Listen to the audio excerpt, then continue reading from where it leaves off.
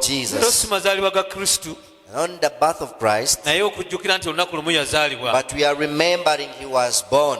It is important to remember. We want to thank God that he has been good to us. He has given us testimonies. I have testimonies for this season.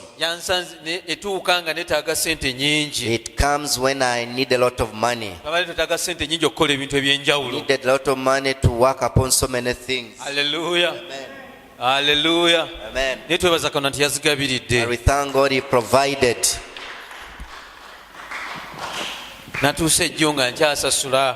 was up till yesterday when I was still paying. And there are workers who wanted money, but I thank God I paid them. Hallelujah. Amen. Finally, batuwayo ke batu bagamba mulamuja mufuna after Christmas ngamba kale katugere tusige katali kyinasiga. So the company of Plascon delayed to give us the pain, and they gave us a bit, so we'll get another one after Christmas. Hallelujah. Amen. So mulimu gw'okusiga kukyagenda mu maaso. So the paint work is still going on, twebaza Katonda. but we thank God. Nebaza Katonda olwammwe abaliwo olwaleero. We thank God for you people that have come. Christmas ya wano yona kyagivuddeko. Christmas here, sigenda kwerabira nga twakatandika omwaka gwaffe gwasooka. when we had just come, we just started, people were very few here. Twayingira mu kyaki muno nga okujjako ffe abali. It was almost with the ministers only. Naye leero abantu babadde bankubira ngamba pasita ngenda mu kyalo, pasita sijja kubaawo, ne mbagamba at least kati nno bankubira nti tebajja kubaawo. Naye oli nalaba bulabi nga tebaliiwo. But the other first year, they just left without anyone calling, but at least this year people have called. Naye twebaza Katonda. And we thank God. Ate nali nga mbadde nkirowoozaako. And I've been thinking about it. Ne ngamba abantu tubeera nabo omwaka mulamba. I was like, the whole year people are here. Lwaki tubalemerako nti tetwagala ate bagende mu bifo ebirala mu biseera bino ebya festival? Why should we fail them to move, to travel okitegeera during this season? Ate nga ke kaseera akatuufu wataba na mirimu mirala okujjako okusobola okubeera nga basobola okusinkana abantu. And it's when they are not so busy, that's when they can meet with friends and relatives. Ate nga tubadde nabo omwaka mulamba. And you've been here for a whole year. Ngamba naye ekyo tekiba fair. I was like, it's not fair. Kati ngamba omutima gwange kiyige. So I instructed my heart to learn it. Era wali mbadde mu kinaabiro nga naaba. So when I was bathing in the bathroom, Mwoyo Mutukuvu nampa idea. the Holy Spirit gave me an idea. Christmas egenda kubeera biseera byaffe bya kubuuliranga njiri mu Yerusalemu ewaffe. Abewaffe. So Christmas will be a time of preaching the gospel to our own people. Oyo anaabeeranga ayagala okudda eka. Whoever will want to go back home, agende nga abuulireyo enjiri. go there and preach to them and speak to your people there. Era tugenda kukiremerako abantu beetegekere bategekenga bulungi kubanga obona ogenda okubuulira enjiri saagala ogende atosabe transport. So if you are going there, prepare and have transport to bring you back. Olina okuba nga ogenda kwetwalayo weekomyewo. So you go and then you come back. Oba tolina sukaali na nyama byotwalayo togendayo. If you don't have anything you are taking to them, don't go. Olina otwalayo Kristo ng'ajjudde ng'azitowa. You must go when you have a package from Christ to them. Obuulireyo Kristo. And then you preach Jesus to them. Omalayo weeks 2 nga sente zolina za nnaku 3. Genda omalayo ennaku 3 oveeyo ogendeyo nga mugagga okomewo nga mugagga.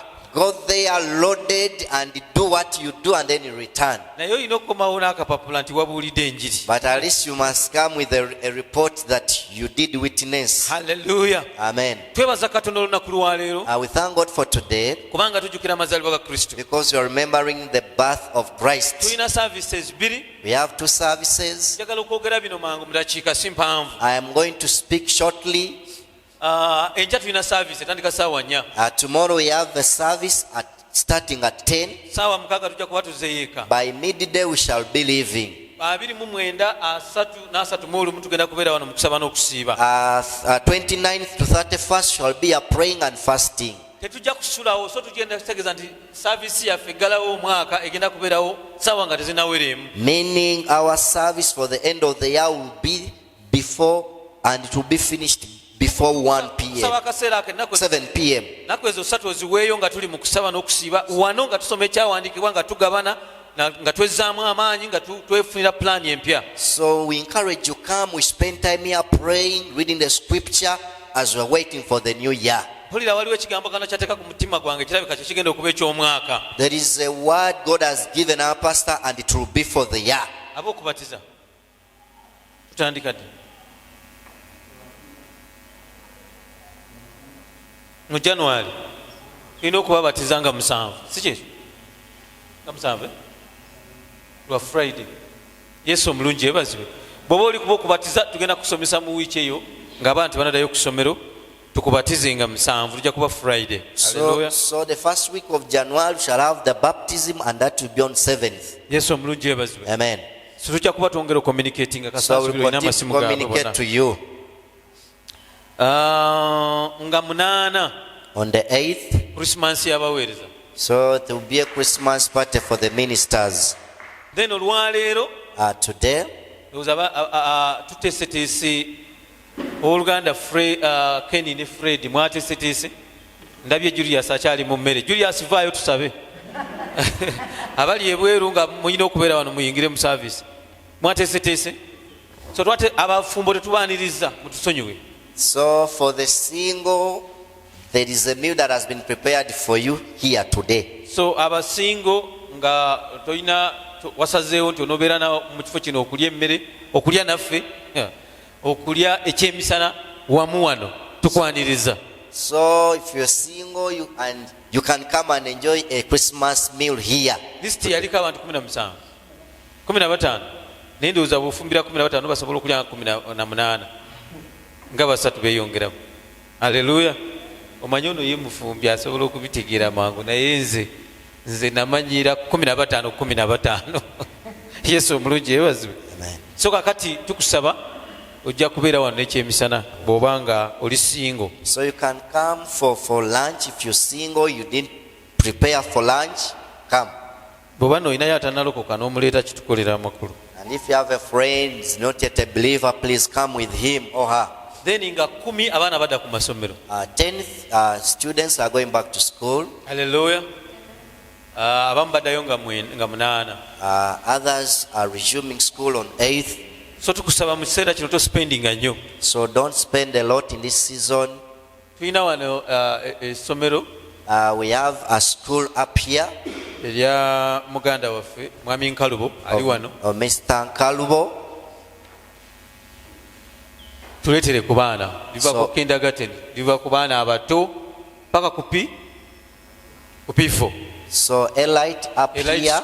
Elite school is up here. They begin with kindergarten up to primary 4. Weetulira twetegese. So please give him your children. Siwe wao Mwami Nkalubo. Twetegese. Yes, he's ready to receive your kids. Amina. Amen. Kale ngenda kwogera ku kigambo mangu nnyo ekigamba nti lwaki Yesu okuzaalibwa kwa Yesu kwetaaga to be celebrated. Lwaki tulina okujaganya amazaalibwa ga Yesu. Hallelujah. Amen. Nja kusaba omusomi adduke mangu Matayo 18:22. Matthew 1:18 to 22. Sitera kubuulira byawandiikibwa bingi naye olwaleero nina ebyawandiikibwa bingi. Today I have more scriptures to share. Kaakano olwekyo ngenda kubanga nziruka. So I'm going to be very fast. Simanyi lwaki nasazeewo okulonda ebingi ku lunaku lw'emmere lw'okulya emmere. I don't know why I chose many on such a day. Kale Matayo 18. N'okuzaalibwa kwa Yesu Kristo kwaliwe kuti Mariyamu nnyina bwe yali nga akyayogerezebwa Yusufu baali nga tebannaba kufumbiriganwa n'alabika ng'ali lubuto olw'Omwoyo Omutukuvu. Awo Yusufu kubanga yali muntu mutuukirivu n'atayagala kumukwasa nsonyi yali alowooza okumulekayo kyama. Laba bwe yali alowooza bw'atyo malayika wa Mukama n'ajja gy'ali mu kirooto n'amugamba nti Yusufu omwana wa Dawudi totya kutwala Mariyamu mukazi wo kubanga olubuto lwe lwa Mwoyo Mutukuvu naye alizaala omwana wa bulenzi naawe olimutuuma erinnya lye Yesu kubanga ye yalirokola abantu bibi byabwe. Yesu omulungi yeebazibwe. Amen. Eno story eyogera ku Yesu actually nga tanazaalibwa. So they are talking about Jesus before he was born. Eyogera ku relationship eyaliwo. They are talking about the relationship which was Wakati wa there Yusufu eyali agenda okuwasa Bikira Maria. between Joseph who was going to marry Mary. Hallelujah. Amen. Ne Maria yennyini ng'ate ali lubuto. But Mary happened to have conceived. Njagala kwogera ku relationship y'abana ababiri. I don't want to talk about their relationship. Njagala kwogera ku ekyo ekyali mu lubuto. I want to talk about what was in Mary's womb. Hallelujah. Amen. Wano Yesu ayogerwako ne bannabbi boogera mu ndagaano enkadde bonna bamwogerako. So Jesus, even the prophets in the Old Testament mentioned about him. Kati tukyali ku Yesu ayogerebwako. So we are no longer about the one they used to talk about. Tukyali ku Yesu ayogerebwako bamwogerako bwogezi tetunamulaba. Okay, he had not manifested, we are just waiting for him. Bannabbi bamwogerako nga tanazaali. So the prophets talked about him before he was conceived. Kati ali mu lubuto.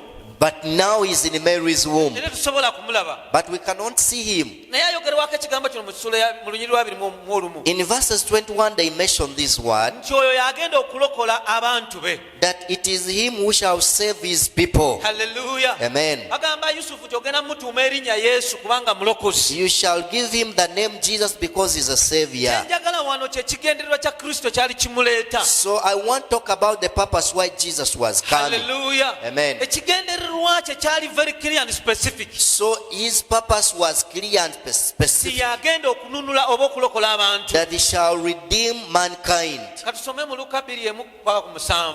Luke 2:1-7.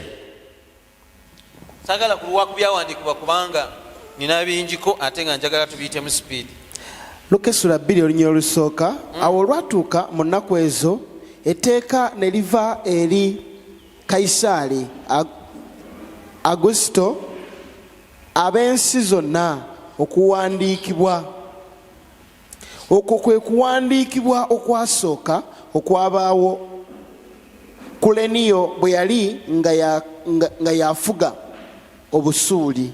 Bonna ne bagenda okwewandiika buli muntu mu kibuga kyabo.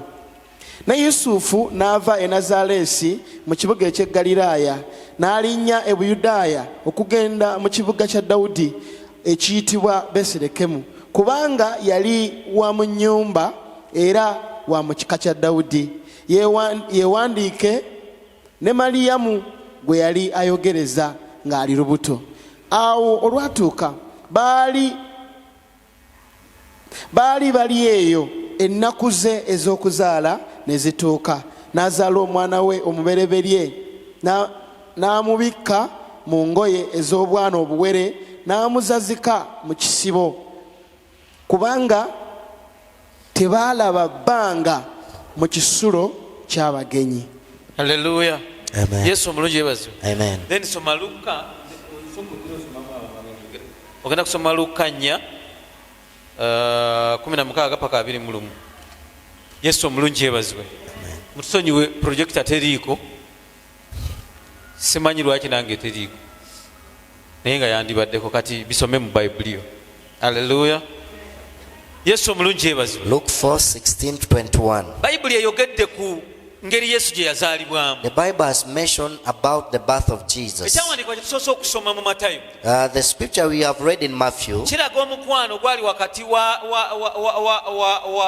Yusufu. it reveals the relationship between Joseph and Mary N'ekyo kyali kifuniddwe kyali mu lubuto. and what they had received in Kyali Mary's. kyogerako kye kigenda okubeerawo. What was talking about what was going to happen. Awo waliwo sitole n'ebyokusomesa bingi. So there are so many lessons to learn. Naye ezo size njagala okwogerako. It's not what I'm going to talk about. Nagambye njagala kwogera ku nnyirwa 21 olugambye nti oyo yagenda okulokola abantu be mu bibi. I want to talk about the one who said he will save his people from sin. Kati tugenda mu Luka 2:7. So we are going to Luke 2:1-7. Eyogera process eyayitibwamu. It talks about the process that they went through. Egamba nti waaliwo okuwandiisa abantu. That they had declared a registration Eno of people, sitole census. buli muntu atudde wano nga mukristaayo ne sitole abadde agisoma okuva mu buto. We've been reading about this story when we are young. yesu ne bagenda okubawandiisa nabo balina okugenda mu layini yaabwe. So they also went to be registered in their line. Banange ekintu kikulu nnyo okutereeza layini yo. It's good to make sure you are in your line. Era nze nina ebintu bye ntereeza mu layini yange. And there are people who make sure they are straight in my line. Nina ebintu bye nagamba nti birina koma ku nze. There are things I say they must stop on me. Obwavu nagamba bulina koma ku nze. Poverty must stop on me. Bwe nafuna emmotoka ne ŋŋamba mu layini yange temulivaamu mmotoka. When I got a car, I thought God will continue to have cars in our family. Nfunyeeko ekizibu emmotoka zange ne zifuna accident. I got challenges. Some of my cars got accidents. Mmotoka emu mmotoka bbiri. Not one but two.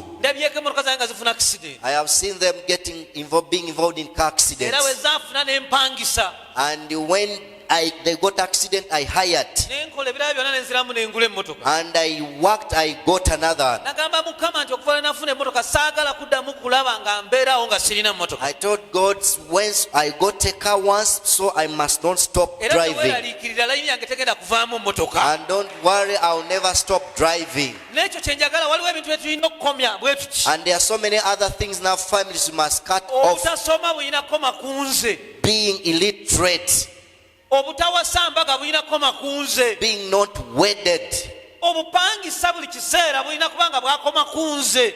being in renting issues. Haleluya. Amen. Njagala abaana bange bagenda okuva ewaka nga olwedde baagula dda amapoloti g'abapangisa bazimbye ennyumba z'abapangisa nga ne bw'aba agenze kupangisa olwedde ali landi road. I want my children to leave home when they already have their own pieces of land.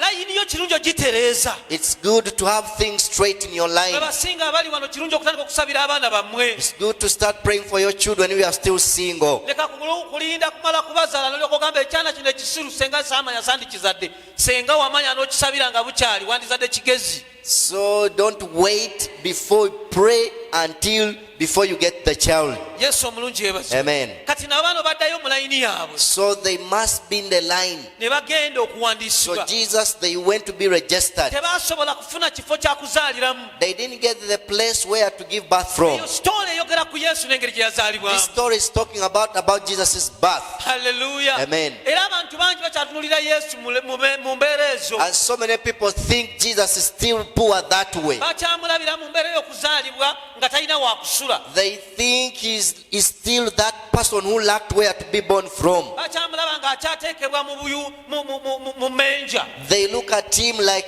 they still carry him in a manger. Haleluya. No. Bayibuli egamba nti ebyo byamubaako yavuwazibwa ffe tubeere abagagga. The Bible says he went all through that for us to be rich. Haleluya. Amina.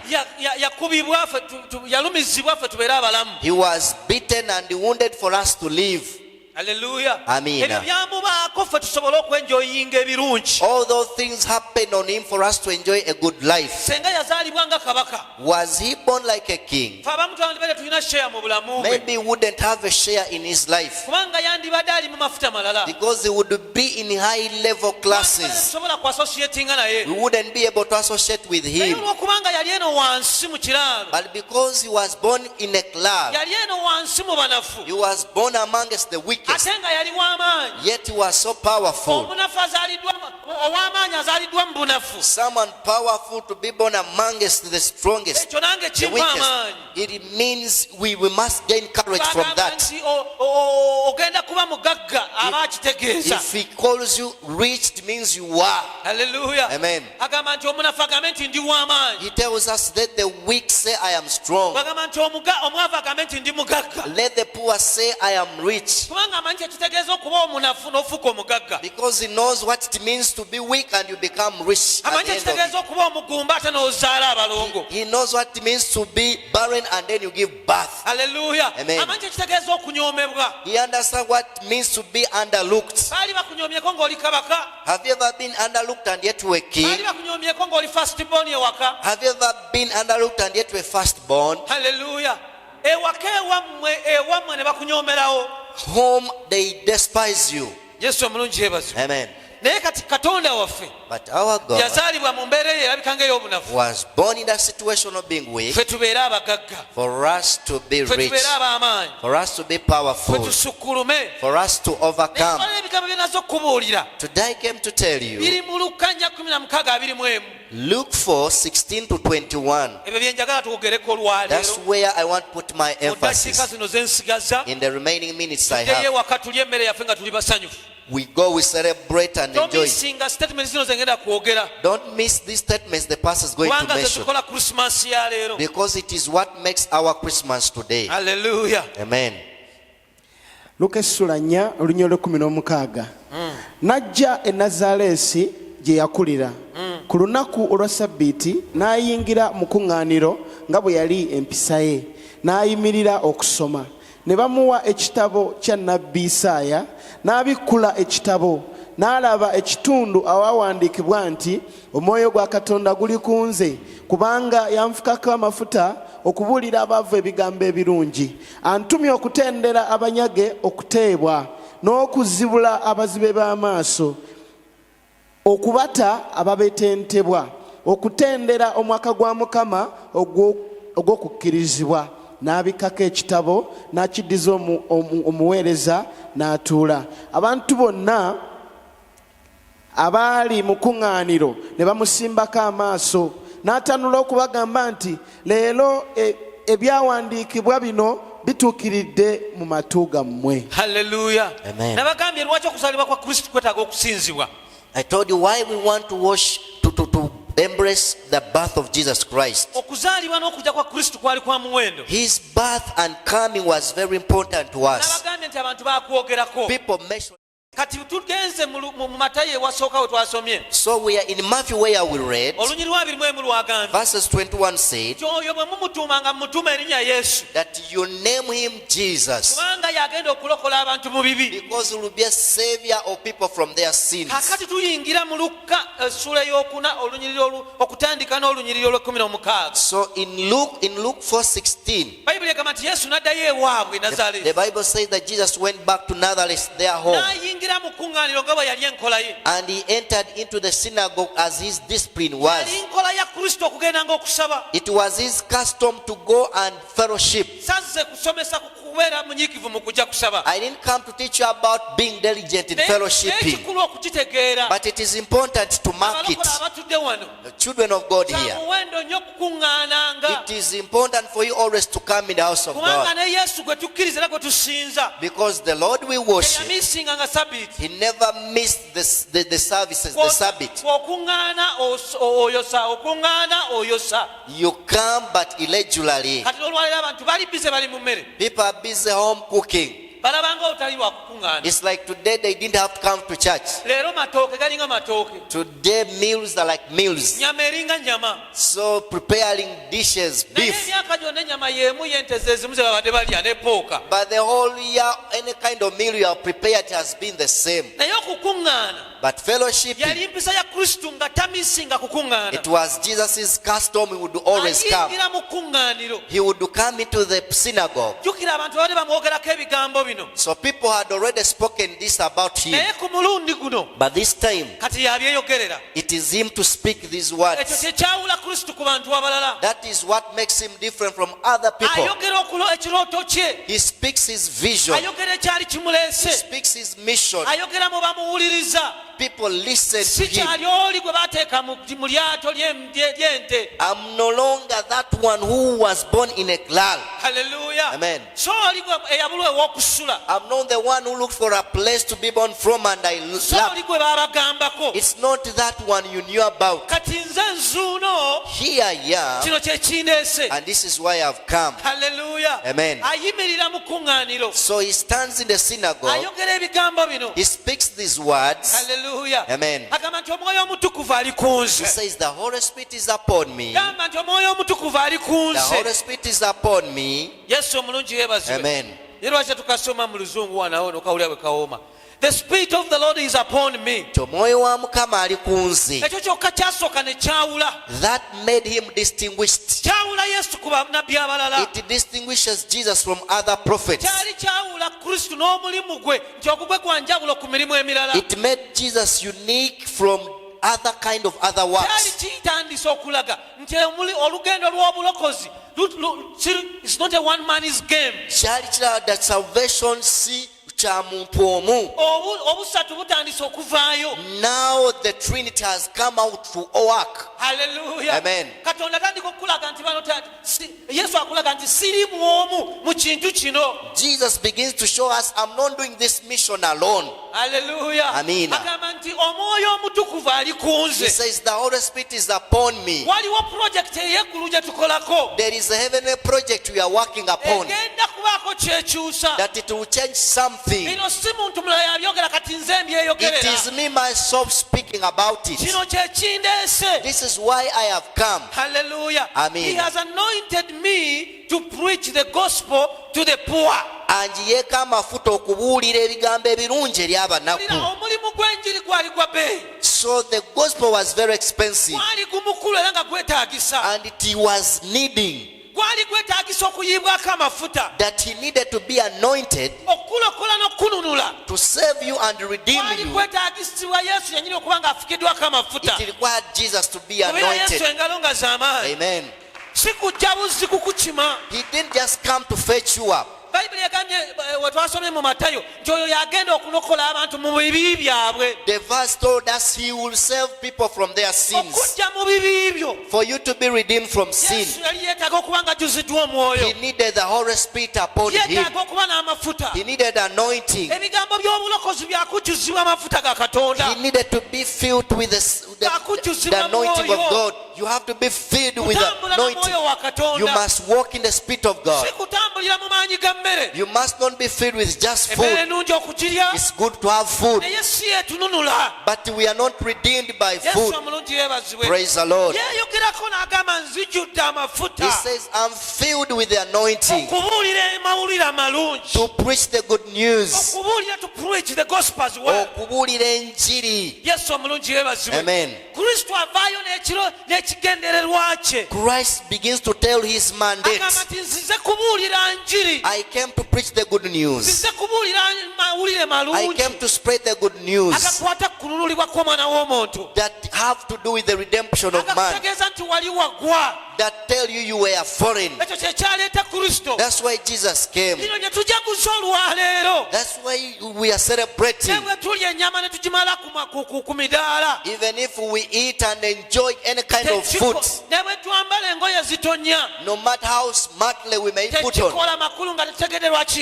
it doesn't make sense until we know why Jesus was born.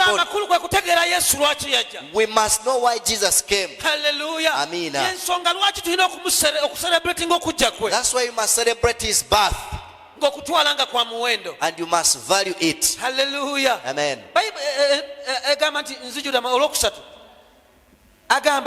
To preach the gospel to the poor.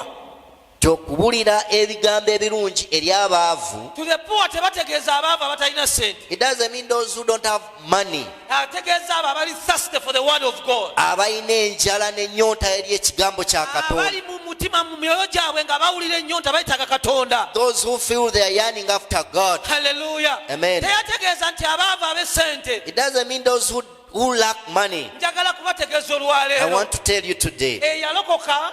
The one who came to the Lord, there is no share for you of being poor. I want you to know this. If you came to the Lord, you don't have any reason to be poor. From today, come out of those who are poor. Yes, you may have no money. Never name yourself poor.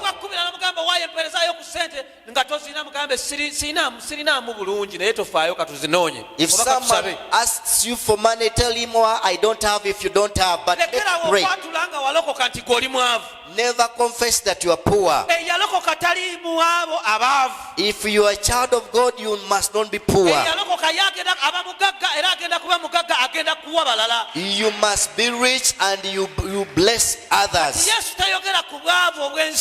Jesus does not talk about poverty of this hard currency. No one accepts the Lord and remains poor. You can't remain poor. There are things I don't believe. I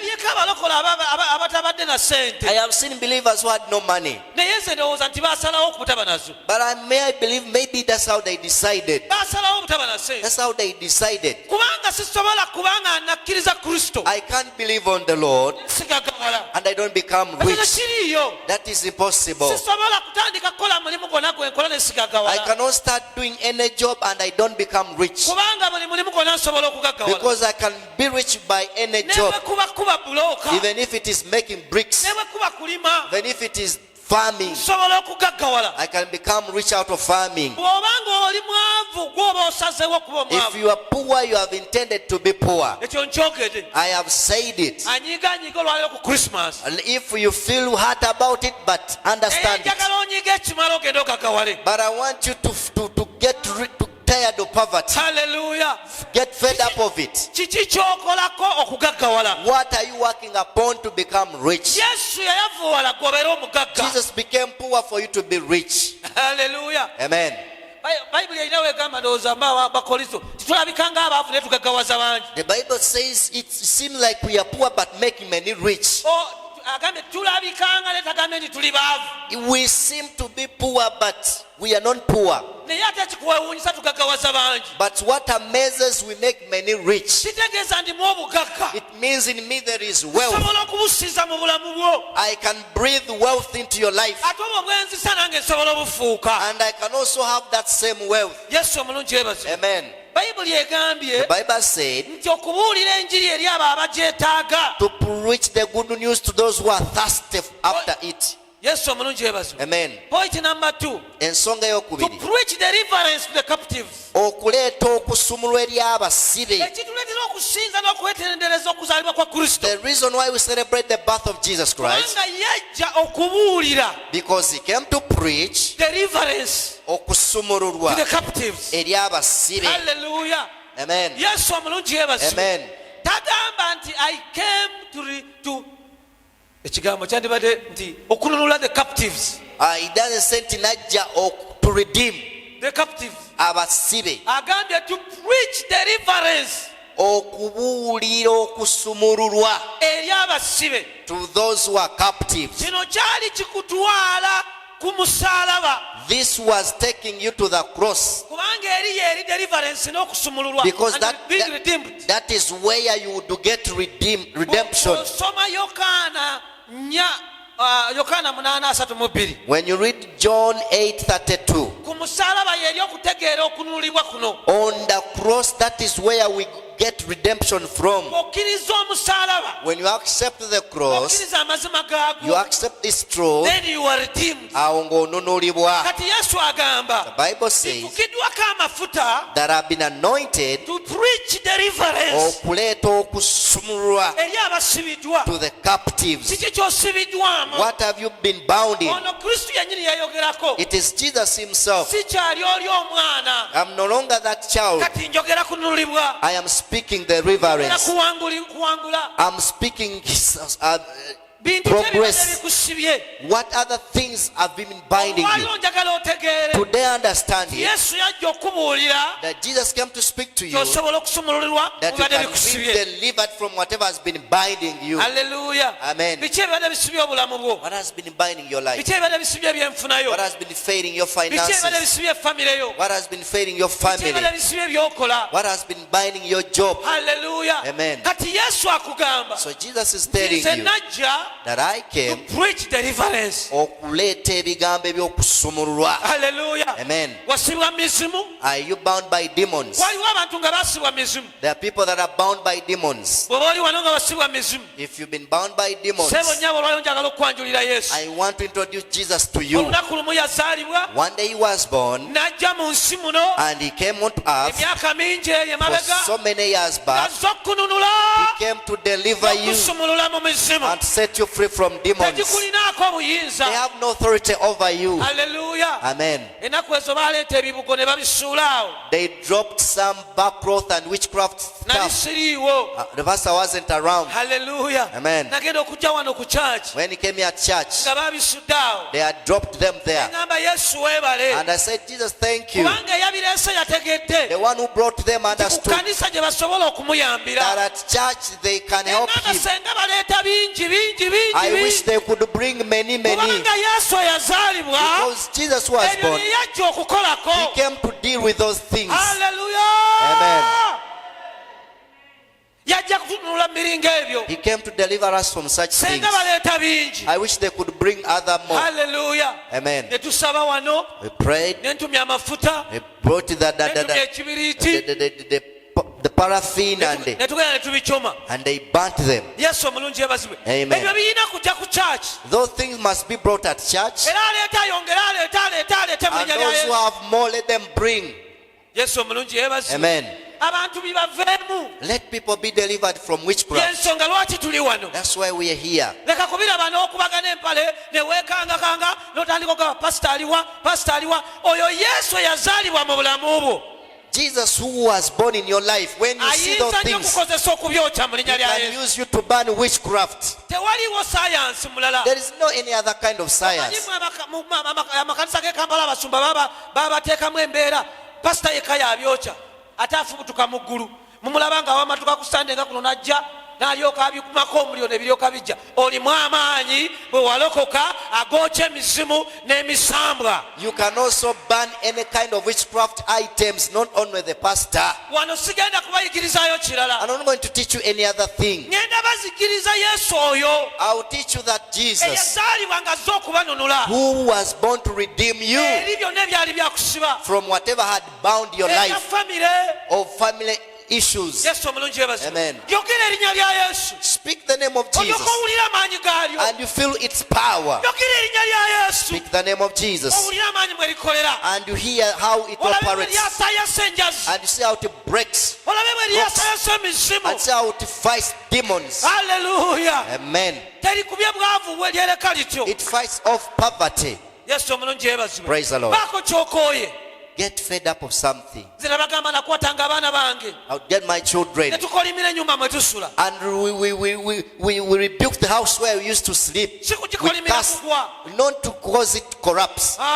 No. Era twagikuumanga bulungi nga tetwagala egwe. We would keep it safe, Naye twayimirira nga tugamba ffe tukooye n'ennyumba tukooye okupangisa. but we would say we are fed up of renting. Ekitali kikyo kigambe kino nkikooye nze nkivaamu. Whatever is not yours, confess it out of your life. Yesu gwe yazaalibwa. Jesus, when he was born, Bw'oba oli ku mulimu nga gwosembayo wansi gamba nze nkooye okubeera ku kifo kino entry point we wayingirira mu kitongole nakati wookyali gamba eno embeera nkikooye mu linnya lya if you Yesu. have not been promoted, tell God, I want to be promoted.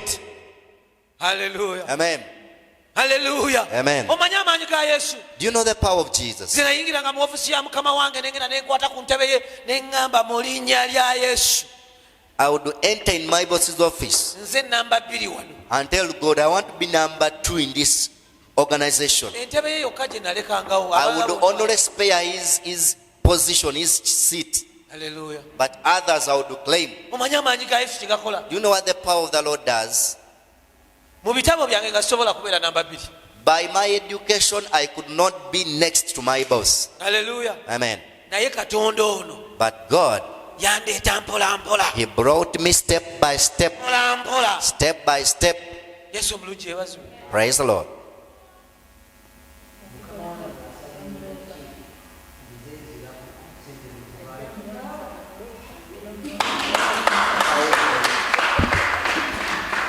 Yesu omulungi yebazibwe. Amen. Nkubirako engalo nga z'amaanyi. Celebrate the pastor for that success.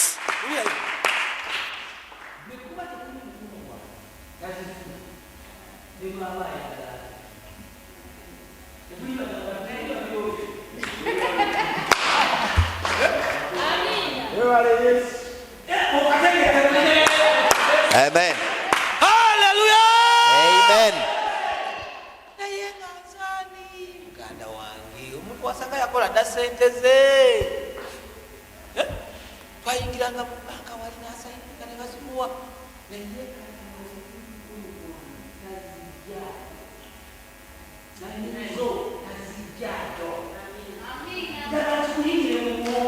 Amen. The boss himself cannot withdraw money when he wants it. Minus the next in charge signature. Yes, omulungi ebazibwe. Hallelujah. Yesu omulungi ebazibwe.